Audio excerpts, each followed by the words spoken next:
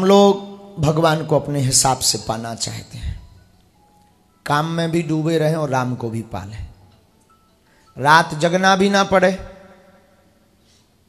भक्ति करनी भी ना पड़े और भक्त कहला जाए, पूजा करें भी ना और पुजारी हो जाए, सेवा के नाम पर आलस आवे पर सेवादार बन जाए, समर्पण के नाम पर सिर्फ हाथ जोड़ना, मन का सरेंडर ना करना, लेकिन लोग ये माने कि ये सबसे बड़ा भगवान का भक्त है। और ज्यादातर लोग भगवान की पूजा में अभिनय करते हैं। अभिनय का मतलब दिखावा, नाटक। और आपको अगर लगता है कि आपने भगवान के सामने 3 पाठ हनुमान चालीसा के कर लिए या आपने प्रसाद चढ़ा दिया तो समझो आपके पाप मिट गए, अब भगवान तुमसे खुश है।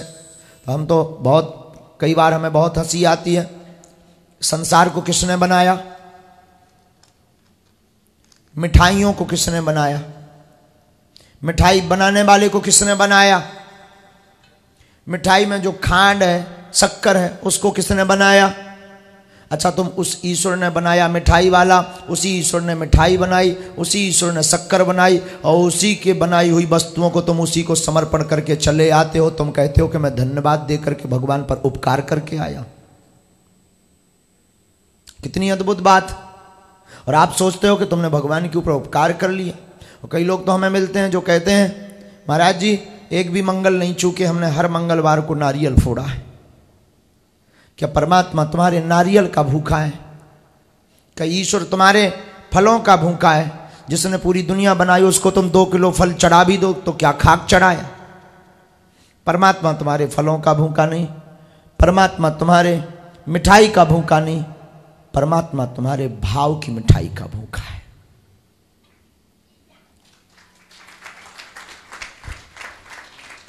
और हमसे कोई पूछे कि भगवान को चढ़ाने के लिए सबसे बढ़िया वस्तु क्या है, कभी मंदिर जाना, भगवान को कुछ चढ़ाने की बात आए ना, अपने आप को ही चढ़ा कर चले आना। कह देना बहुत खोजा आपने जैसा। कभी रामचरितमानस सुनना, रामायण में सीताराम विवाह सुनना। सीताराम विवाह में जब श्री जानकी माँ हमारे राम जी वापस अयोध्या आते हैं, माँ कौशल्या मुंह दिखाई एक नेंग होता है, बहू का मुंह दिखाई नेंग होता है। तो माता कौशल्या बहू की मुंह दिखाई के लिए नेंग ढूंढती हैं कि कौन सी वस्तु गिफ्ट में दूं अपनी बहू के लिए। पूरा खोजती हैं, कुछ भी दिखाई नहीं पड़ता है। तो अपने राघव का हाथ पकड़ करके श्री जानकी माँ के हाथ में रख देती हैं कि हमें तुम्हें कुछ देने के लिए कोई वस्तु नहीं दिखाई पड़ी, मेरा राम आज से तुम्हारा हो गया। और इस बात का कहने का तात्पर्य यह है कि जानकी माँ है भक्ति और भक्ति के हाथ में भगवान है। भक्ति के हाथ में तब तो ताह अहीर की छोहरियां छछिया भर छाछ पे नाच नचावे। तब तो बड़े बड़े देवता, बड़े बड़े महात्मा, बड़े बड़े ज्ञानी, बड़े बड़े ध्यानी, उनके ध्यान में भगवान आते नहीं हैं। लेकिन वो वृंदावन की अहीर की छोहरियां जो दधी माखन बेचने वाली हैं, जिन्हें ना ब्रह्म तत्व का ज्ञान, जिन्हें ना ईश्वर तत्व का ज्ञान, वो भोली भाली गोपियाँ, वो भोली भाली ब्रजांगनाएं, वो भोली भाली भगवान की प्रेयसी, वो भोली भाली भगवान की प्रियात्माएं, वो भगवान की भोली भाली सेवादारनी कुछ नहीं जानती, न सेवा करना जानती, न पूजा, न स्तुति, न मंत्र, न विधि, न विधान, न जप, न तप, न नियम, न यम, न आसन, न प्राणायाम, न हार, न प्रत्याहार, न ध्यान, न धारणा। वो तो सिर्फ इतना जानती हैं कि मैं जैसी हूं तुम्हारी हूं।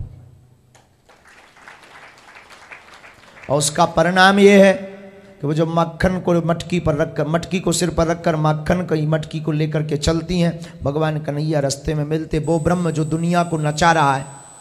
अब वो गोपियां कहती हैं कि सुन कन्हैया, तुम्हें अगर माखन को लौंदा खाऊं ने तो एक बार नृत्य करके दिखाओ। ठाकुर जी बोले मोते गोपी आबे ना। तो गोपियां कहवे अगर जब तक तू नाचेगो नहीं तब तक मैं माखन ना खवाऊंगी। ठाकुर जी कहे तो गोपी बताओ मैं एक बार नाच दूंगो तो फिर तो मुँह माखन मिलेगो। हाँ हाँ फिर तो मिलेगा। ठाकुर जी एक हाथ सिर पे रखते, एक हाथ कमर पे रखते, ठुमका लगाते, गोपियां ठहाका लगा करके हंस पड़ती, माखन का लौंदा लेकर के कन्हैया के मुंह में डालती थी। तो ताह अहीर की छोहरियां छचिया भर छाछ पे नाच नचावे।